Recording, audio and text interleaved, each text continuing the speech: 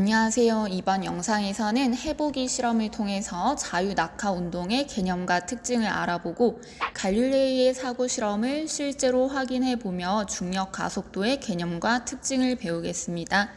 그리고 확인 문제를 풀고 마칠게요. 간단한 실험 영상들을 여러 가지 넣어놨으니까 잘 보고 이해하세요. 여러분, 낙하하는 물체는 어떤 운동을 할까요? 교과서에는 지우개와 종이로 실험하라고 되어 있는데 지우개 대신 공과 펼친 A4 용지를 동시에 떨어뜨려 볼게요. 어느 것이 먼저 바닥에 도달하는지 잘 보세요. 공이 펼친 종이보다 바닥에 먼저 떨어지네요. 이번에는 A4 용지를 구긴 다음에 다시 공과 동시에 떨어뜨려 볼게요. 슬로우 모션 어플로 촬영했어요. 어느 것이 먼저 바닥에 도달하는지 보세요. 이번에는 거의 동시에 바닥에 도달하죠. 과정 1과 2의 결과는 어떻게 다르고 그 까닭을 공기의 저항과 관련지어 설명해 봅시다. 펼친 종이와 구긴 종이 중 어떤 것이 공기의 저항을 더 많이 받을까요? 공기의 저항을 많이 받을수록 더 천천히 떨어지겠죠. 펼친 종이가 천천히 떨어졌으니까 공기의 저항을 더 크게 받았겠네요. 실제로 공기와 닿는 표면적이 클수록 공기 저항을 크게 받아요. 이렇게 정리할게요. 펼친 종이는 공기 저항이 커서 공보다 늦게 떨어지고 종이를 구기면 공기 저항이 줄어들어서 공과 거의 동시에 떨어진다. 그 다음 세 번째. 수도꼭지를 조금만 열고 수돗물이 흘러내리는 모습을 관찰해 봅시다. 오른쪽의 영상을 보세요. 물줄기가 아래로 떨어질 때 물줄기의 굵기는 어떻게 달라지나요? 아래로 떨어질수록 물줄기가 점점 가늘어지죠. 이 현상을 중력과 관련지어 설명해 봅시다. 위쪽은 같은 시간에 지나가는 물줄기의 단면적이 커요. 여기에서는 물방울이 떨어지는 속도가 느리니까 물방울이 많이 모여 있다고 생각하면 돼요. 아래쪽으로 오면 물줄기의 단면적이 작아지고 이것은 물방울이 떨어지는 속도가 빨라져서 서로 흩어지면서 떨어지기 때문이에요. 그 결과 물줄기의 굵기가 아주 얇아지게 되면 세면대에 닿을 때 방울방울이 분리되어서 떨어지기도 해요. 수도꼭지에서 물의 양을 조금만 나오게 조절해보면 이 현상을 확인할 수 있어요. 사실 이 물줄기의 굵기 변화는 물리학에서 베르누이의 원리를 이용해서 압력의 변화로도 설명이 가능한데 우리는 통합과학이니까 이 정도로만 설명할게요. 관심 있는 친구들은 한번 찾아보기 바랍니다. 그러면 여러분, 떨어지는 물체는 정말 점점 속도가 빨라질까요? 자, 모션 캡처라는 어플을 이용해서 공을 떨어뜨리면서 일정한 시간 간격으로 촬영해봤어요. 어떤가요? 대체로 같은 시간 동안 공이 떨어지는 거리가 점점 길어지죠. 그 말은 공이 떨어지는 속도가 점점 빨라진다, 즉 가속된다는 것을 의미합니다. 화면 넘어갈게요. 이것을 그림으로 다시 정리해보면 중력을 받아 떨어지는 물체는 이렇게 처음에는 속력이 느리지만 아래쪽으로 올수록 점점 빨라져서 땅에 닿기 직전에 최대 속력이 돼요. 즉 공기 저항을 무시하면 공이 낙하할 때 공에 작용하는 힘은 중력뿐이며 물체가 중력을 받아 아래로 떨어지는 이러한 운동을 자유낙하 운동이라고 합니다. 교과서에 밑줄 치세요. 그럼 여러분, 교과서에는 없지만 구긴 종이와 펼친 종이를 떨어뜨려 볼게요.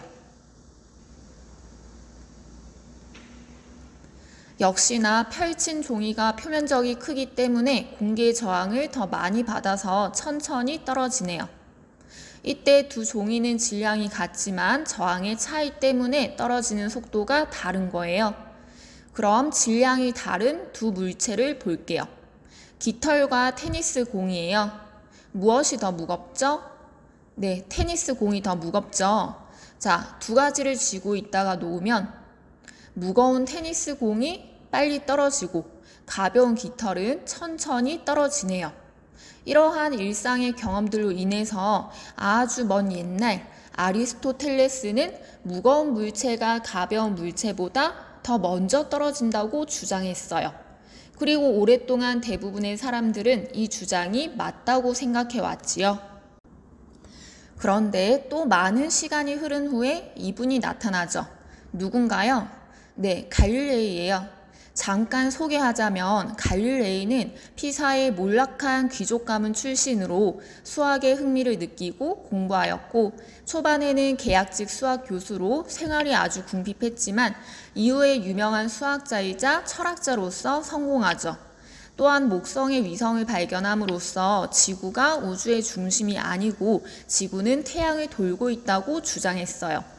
이렇게 지구 중심설을 부정함으로써 종교 재판에서 유죄를 받기도 했죠. 잠깐, 그럼 피사가 어디에 있는지 볼까요? 서쪽으로 가면 유럽에 이탈리아가 있고요. 수도의 로마에서 북서쪽으로 가면 피사가 있어요. 그리고 여기에 유명한 피사의 사탑이 있죠. 아리스토텔레스의 기존 생각에 따르면 피사의 사탑에서 나무공과 쇠공을 동시에 떨어뜨리면 무거운 쇠공이 먼저 떨어져야 해요. 하지만 갈릴레이와 그를 지지한 사람들은 이 생각이 틀렸고 나무공과 쇠공의 질량이 달라도 동시에 떨어질 것이라고 주장했어요. 여기서 잠깐 이야기를 하나 해주자면 피사의 사탑은 갈릴레이가 올라가 쇠공과 나무공을 떨어뜨리는 실험을 했다고 구전되어 오고 있는데 사실은 실제로 실험한 것은 아니고요. 머릿속에서 이론적으로 생각하는 사고 실험을 하고 이것을 통해 기존 생각을 논리적으로 반박하는 책을 발표했다고 해요. 나중에 갈릴레이의 제자가 다른 건물에서 실제로 비슷한 실험을 했고 제자 또는 피사의 사람들에 의해 이야기가 와전되어서 갈릴레이가 피사의 사탑에서 실험을 했다고 전해져 내려오게 된 거예요. 자, 그렇다면 누구의 생각이 맞는지 실제로 확인해 봅시다. 공 2개를 동시에 떨어뜨릴 건데 저항의 차이를 최소화하기 위해서 질량과 모양이 같은 공을 준비했고요. 파란색 공 안에는 쇠구슬을 넣어서 빨간색 공보다 더 무겁게 만들었어요. 자, 영상을 보세요. 거의 동시에 떨어지죠? 갈릴레이의 주장이 맞네요. 방금 본 모습을 그림으로 더 자세히 살펴봅시다.